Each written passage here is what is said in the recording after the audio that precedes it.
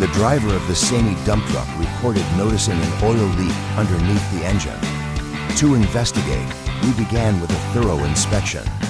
Initially, we found that the oil leak seemed to be coming from the oil pan.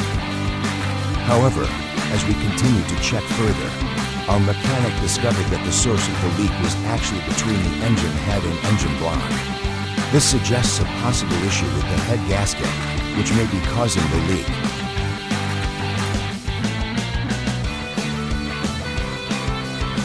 In addition to this, we also checked the truck's dashboard panel to see if any warning lights or indicators were triggered.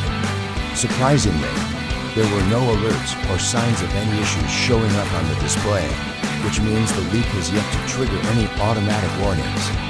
At this stage, we're still diagnosing the situation, but it looks like the issue could be related to the engine's internal components. We'll continue to assess the problem to determine the best course of action for repair.